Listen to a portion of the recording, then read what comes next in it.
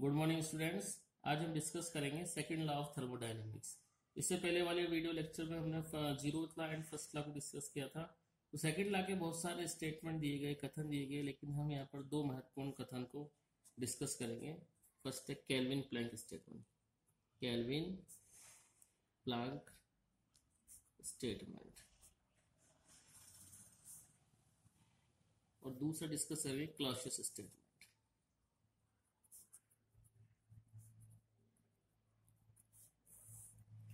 Kelvin Planck statement जो है ये बेस है हीट इंजन पर बेस्ड। हीट इंजन क्या होता है?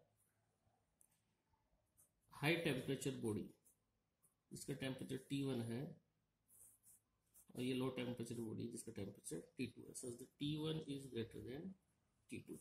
तो हाई टेम्परेचर बॉडी से हीट एब्जॉर्ब करता है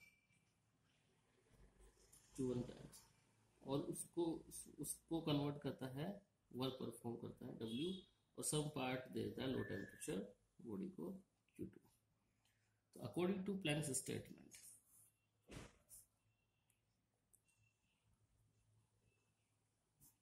there is no process available whose sole result is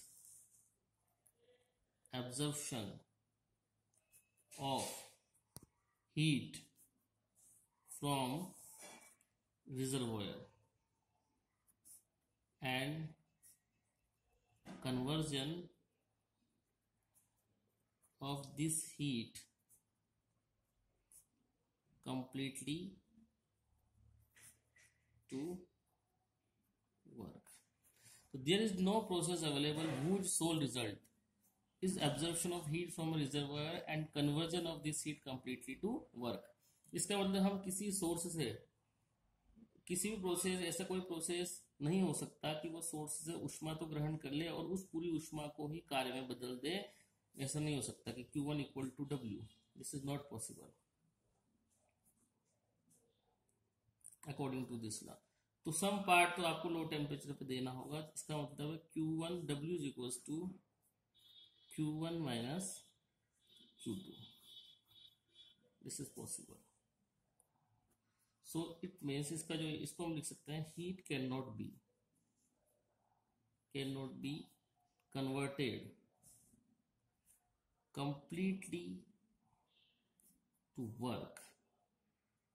ऊष्मा को, पूरी ऊष्मा को हम कार्य में नहीं बदल सकते। यही केल्विन प्लैंक का स्टेटमेंट है।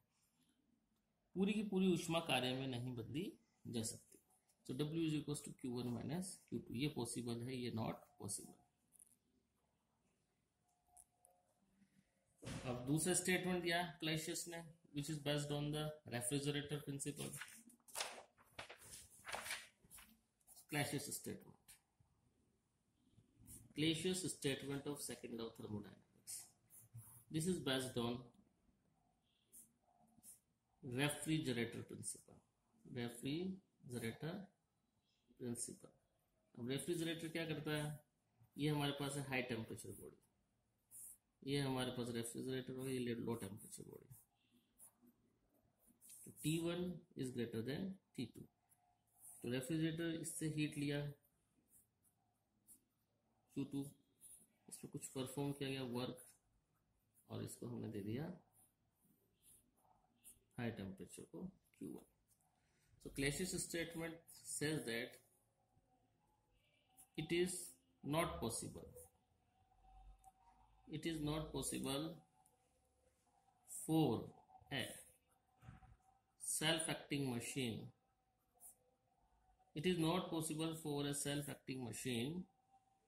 to transfer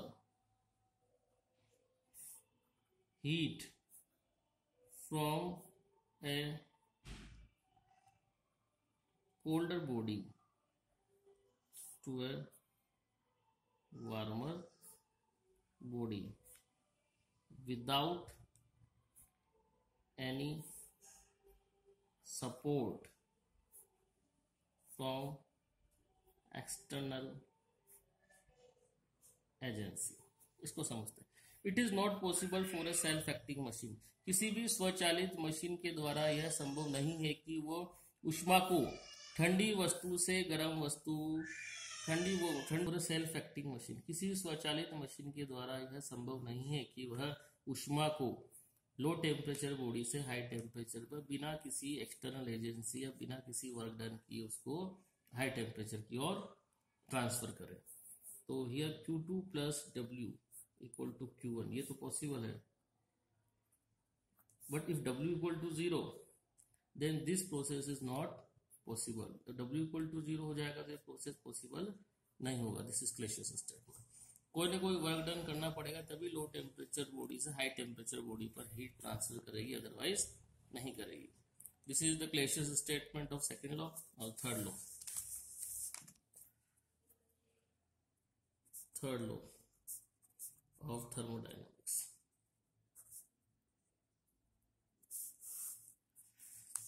This tells us about the entropy at absolute 0 Kelvin temperature. Entropy of a system at absolute 0 temperature becomes 0।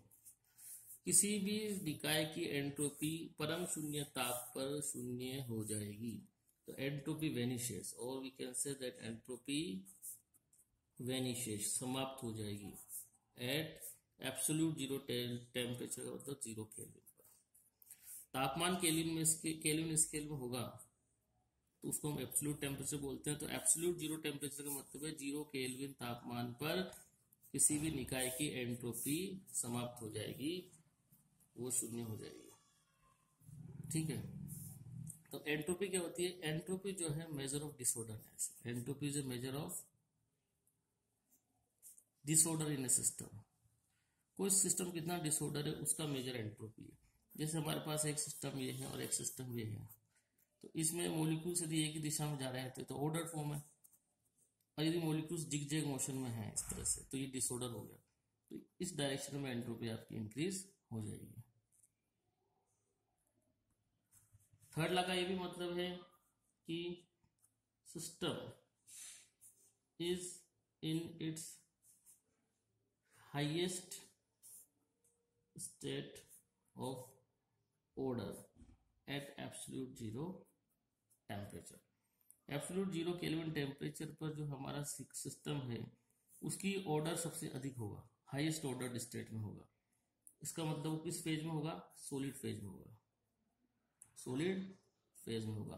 और काइनेटिक एनर्जी जो मॉलिक्यूल्स की होगी वो 0 होगी। That's all, thanks.